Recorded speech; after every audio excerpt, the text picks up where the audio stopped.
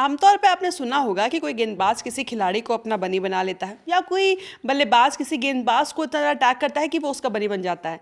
लेकिन बहुत कम ऐसा होता है कि कोई टीम किसी खिलाड़ी की बनी बन जाए, कि वो जब भी आए उस टीम के अगेंस्ट परफॉर्म करे, बड़ी बड़ी पारियां खेले, टीम को जीत दिलाए। लेकिन और भारत के लिए मुश्किल ये है कि उनको ऐसा एक खिलाड़ी आ चुका है जिसका सामना उनको करना पड़ रहा है, जो लगातार उनके खिलाफ प्रदर्शन कर रहा है।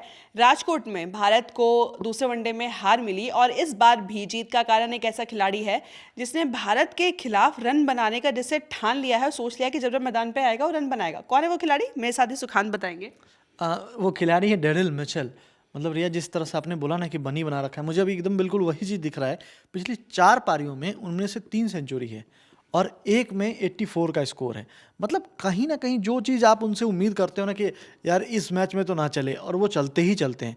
और ये लगातार हो रहा है। मतलब 2023 वर्ल्ड कप में हमने देखा, पहले ग्रुप स्टेज मैच में उन्होंने सेंचुरी लगाई, फिर उसके बाद उन्होंने जब सेमीफाइनल था तो सेंचुरी लगाई, उसके बाद फिर अब जब पहले मैच में आप खेले 84 रन उन्होंने बनाए, और अब उन्होंने 131 रन बनाए और नाबाद गए हैं मैच जिता करके चौके के साथ।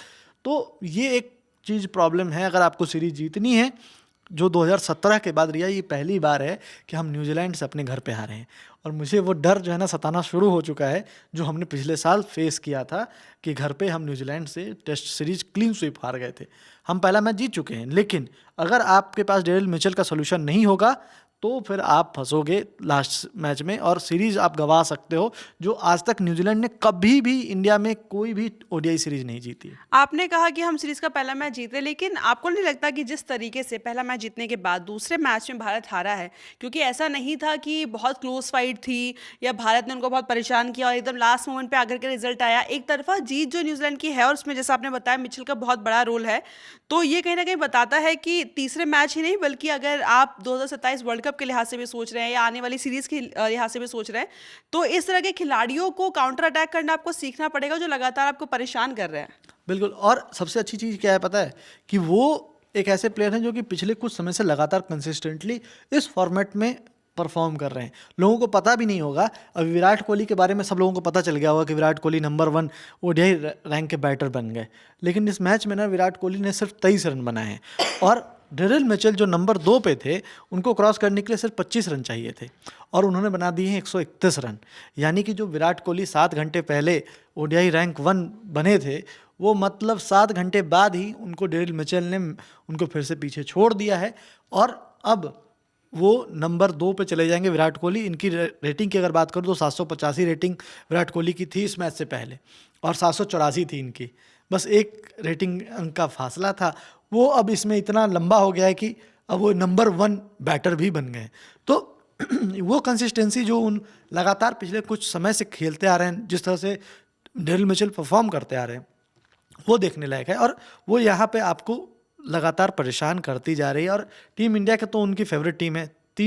5 सेंचुरीज में से 3 सेंचुरी तो पिछले, मुझे जहाँ तक ध्यान है, और लास्ट 4 मैच जब इंडिया के अगेंस्ट खेले 3 सेंचुरी लगा दिए, तो वो फिर अंतिम मैच में फिर आपके लिए टेंशन बनने ही वाले हैं, क्योंकि उनको देख करके लगता ही नहीं कि उनको आप आउट कर पाओगे।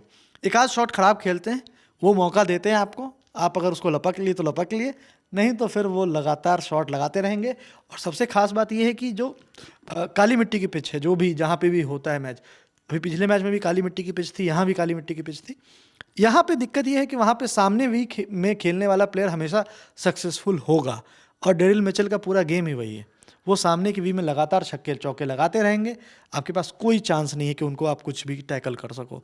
और ये सोल्यूशन ढूंढना पड़ेगा, क्योंकि आज फील्डिंग भी बहुत बेकार हुई है इसमें। मैं इसी चीज़ पर आ रही थी कि आपने कहा मौके देते हैं और अगर आप मौके नहीं बुलाएंगे तो फिर आपको हार का सामना करना पड़ेगा। भारत ने आज फील्डिंग बहुत ख़राब की और जिस तरीके से भारत 7 विकेट से मैच हारा है, उसमें एक बड़ा कारण उनकी ख़राब फील्डिंग भी है। कुछ आसान कैच जो ड्रॉप हुए, वो भी ऐसे खिलाड़ियों के लिए जो आप जानते थे कि सेट हैं और मोमेंटम जा रहा है उनकी तरफ पूरी तरीके से। तो ख़राब फील्डिंग भी आपको लगता है कि सीरीज़ के आखिरी मैच में कैसी चीज़ होगी जिस पर भारतीय टीम को काम करने की ज़रूरत है, क्योंकि तभी आप सीरीज़ हार पाएंगे, नहीं तो तो हम ऐतिहासिक हार की तरफ, क्योंकि बहुत एक कॉमन सा वर्ड हो गया है पिछले कुछ दिनों में भारतीय टीम के लिए। हम साउथ अफ्रीका के खिलाफ टेस्ट सीरीज हारे, शर्मनाक तरीके से ऐतिहासिक हार थी। उससे पहले न्यूजीलैंड के खिलाफ भी हम अपने घर पे क्लीन स्वीप का सामना कर चुके हैं, तो एक और ऐतिहासिक हार के करीब है। तो फील्डिंग एक ऐसी चीज़ है जिस पर काम करने की जरूरत है तीसरे वनडे से पहले। बिल्कुल, क्योंकि गौतम गंभीर के कार्यकाल में ये हो चुका है कि कभी भी टेस्ट सीरीज इंडिया में कभी न्यूजीलैंड टीम जीती नहीं थी और हमने क्लीन स्वीप करा लिया। उसके बाद अब जब बारी आई कि ओडीआई में कभी नहीं जीते हैं, तो मुझे डर लग रहा है कि जिस तरह से वो परफॉर्म कर रहे हैं, और दूसरी चीज़ ड्यू का फैक्टर भी रिया, एक बहुत बड़ा फैक्टर आज रहा। फील्डिंग खराब हुई नो डाउट, लेकिन ड्यू के कारण बॉल को होल्ड करना मुश्किल हो रहा था फील्डर्स को, और ये फैक्टर रहने वाला है अंतिम मैच में भी। तो आपको ये प्लान करना होगा, क्योंकि अगर बाद में आपको फील्डिंग करनी है तो आपको स्कोर बोर्ड पे इतने रन बनाने पड़ेंगे कि आप उसको बचा सको। क्योंकि आज के मैच में ना, मतलब उन्होंने कोई रिस्क लिया ही नहीं है। डेरिल मिचेल ऐसे खेल रहे थे जैसे कि बिल्कुल रिस्क फ्री गेम खेल रहे थे, वो और विल यंग दोनों, और ऐसे गेम को बिल्ड किया। मतलब 162 रनों की जो पार्टनरशिप हुई है, मैच तो बिल्कुल एकदम एक तरफा ही गया है। भले ही वो 3 ओवर पहले ही जीते हों, लेकिन मैच को उन्होंने बहुत पहले ही ख़त्म कर दिया था। जिस समय ये पार्टनरशिप 100-150 रन की हो गई थी, मैच वहीं ख़त्म हो गया था। तो वो चीज़ आपको सोचनी पड़ेगी। और फील्डिंग आज बहुत औसत रही। आपको प्लान करना होगा कि ऐसी अगर हमें सिचुएशन का सामना करना पड़ता है तो क्या होगा, क्योंकि इस सिचुएशन में अभी हमें पता है यहाँ ड्यू का फैक्टर होने वाला है।